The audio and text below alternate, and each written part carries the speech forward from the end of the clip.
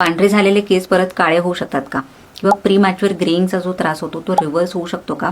हा प्रश्न बऱ्याच जणांना आहे आणि त्याचंच उत्तर मी या व्हिडिओमध्ये देणार आहे. सो पहिला आपण जाणून घेऊया की केस पांढरे का होतात.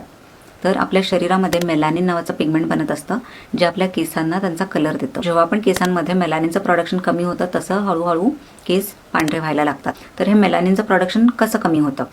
पहिलं आहे एजिंग, म्हणजे जसं जसं आपलं वय होतं तसं तसं शरीरामध्ये मेलॅनिनचं प्रोडक्शन कमी व्हायला लागतं आणि त्यामुळे केस पांढरे होतात. दुसरं जे कारण आहे ते म्हणजे न्यूट्रिशनल डेफिशियन्सीज. काही पोषक तत्व आहेत जसं की copper, iron, zinc, vitamin D3, B12 ह्यांच्या कमतरतेमुळे सुद्धा जे मेलॅनिन आहे शरीरामध्ये त्याचं प्रोडक्शन कमी होतं आणि प्रीमॅच्युअर ग्रेइंगचा त्रास होऊ शकतो. त्यानंतर पुढचं कारण आहे स्ट्रेस.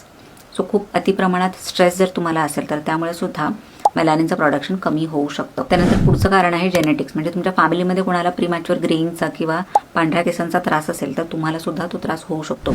खराब लाईफस्टाईल किंवा एक्सेस स्मोकिंग हे जर तुम्ही करत असाल तर त्यामुळे सुद्धा केस पांढरे होऊ शकतात.